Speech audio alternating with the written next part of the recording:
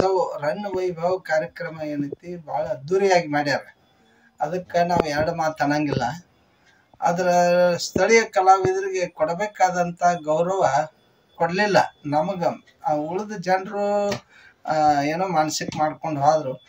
ಆದ್ರೆ ನಮಗೆ ಸ್ಥಳೀಯ ಸರಿಯಾಗಿ ಸ್ಟೇಜಿನಲ್ಲಿ ಲೈಟಿನ ವ್ಯವಸ್ಥೆ ಇರಲಿಲ್ಲ, ಆನಂತರ ಮೈಕ್ ಸರಿ ಇರಲಿಲ್ಲ, ಮತ್ತು ಏನಪ್ಪ ನಮಗೆ ಕರೆಂಟ್ ಸಪ್ಲೈ ಬೇಕಾಗಿತ್ತು ಅದನ್ನು ಕೊಡಲಿಲ್ಲ. ಇದು ಜನನೂ ಭಾಳ ಇದ್ದಿದ್ದಿಲ್ಲ. ಈ ಥರ ನಮ್ಮಂಥವ್ರ ಕಲಾವಿದರನ್ನ ಕರೆಸಿ ಕೇವಲ 8 ನಿಮಿಷ ಕೊಡ್ತಾರೆ. ನಮಗೆ ಕರೆಸ್ಬೇಕಂತ ಹೇಳೇನಿಲ್ಲ, ನಮಗೆ ಕಾರ್ಯಕ್ರಮ ಕೊಡದೇ ಇದ್ದರೂ ನಾವು ಸಂತೋಷ. ಆದರೆ ಈ ರೀತಿ ಕರೆಸಿ ಎಲ್ಲೋ ಒಂದು ಮೂಲ್ಯಾಗ ಕುಂದಿರಿಸಿ ನಮ್ಮನ್ನು ಕಾರ್ಯಕ್ರಮ ಮಾಡಿಸ್ತಾರಂದ್ರೆ ನಮ್ಮ ಕಲೆಗೆ ನಮ್ಮ ಮನೆತನಕ್ಕೆ ಭಾಳ ಅಗೌರವ ಆಗೈತಿ. ಅದಕ್ಕೆ ಅವರು 5,000 ರೂಪಾಯಿ ಚೆಕ್ ಕೊಟ್ಟರು. ಆ ಚೆಕ್ಕನ್ನು ವಾಪಸ್ ಕೊಟ್ಟೆ ನಾನು. ಇದು ನಮಗೆ ಅಗೌರವ ಆಗೈತಿ, ಅದ್ರ ಸಂಬಂಧ ನಿಮ್ಮ ಚೆಕ್ಕನ್ನು ತೊಗೊಂಡ್ಬಿಡ್ರಿ ಅಂತ ಹೇಳಿದೆ ನಾನು. ಅದು ಅಲ್ಲಿ ನಮಗೇನು ಕೊಟ್ಟಿದ್ರಲ್ಲ ಅವ್ರಿಗೆ ವಾಪಸ್ ಕೊಡಕ್ಕೆ ಹೋದಿವ್ರಿ. ಅವ್ರು ತೊಗೊಳ್ಳಿಲ್ಲ. ಅವ್ರು ಏನಂದ್ರು ನಿಮ್ಮ ಸಹಾಯಕ ನಿರ್ದೇಶಕರಿಗೆ ಕೊಡ್ರಿ ಅಂದರು.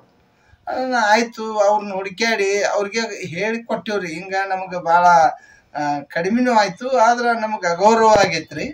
ಅದ್ರ ಸಲಾಗಿ ಈಗ ನಾವು 5,000 ರೂಪಾಯಿ ಚೆಕ್ ಕೊಟ್ರಲ್ಲ, ಇದನ್ನು ವಾಪಸ್ ತೊಗೊಂಬಿಡ್ರಿ. ನಾವೇನು ನಿಮ್ಮ ಜೊತೆಗೆ ಜಗಳನೂ ಮಾಡಂಗಿಲ್ಲ. ಮತ್ತು ನೀವು ಕೊಡೋದು ವರ್ಷಕ್ಕೆ ಒಂದೇ ಒಂದು ಕಾರ್ಯಕ್ರಮನೂ ಸರಿಯಾಗಿ ಕೊಡಂಗಿಲ್ಲ. ಈ ರೀತಿ ಯಾವಾಗಾರ ಒಂದು ಕರೆಸಿ ನಮ್ಮನ್ನು ಏನಪ್ಪ ಅಸಹ್ಯ ಮಾಡಿದರೆ ಹೆಂಗೆ? ನಮಗೆ ಈವರೆಗೆ ಸಾಕಷ್ಟು ಜಿಲ್ಲೆದೊಳಗೆ ಕಾರ್ಯಕ್ರಮ ಆಗ್ಯಾವ್ರಿ. ಏನಪ್ಪ ಸಾಹಿತ್ಯ ಸಮ್ಮೇಳನಗಳಾಗ್ಯಾವ, ಆನಂತರ ಚಾಲುಕ್ಯೋತ್ಸವ, ನವರಸೋತ್ಸವ, ಮತ್ತು ಇಲ್ಲಿ ರನ್ ಉತ್ಸವದಾಗೂ ಕಾರ್ಯಕ್ರಮ ಮಾಡೀವಿ. ಈ ರೀತಿ ನಮ್ಗೆ ನಡ್ಕೊಂಡಿಲ್ಲ.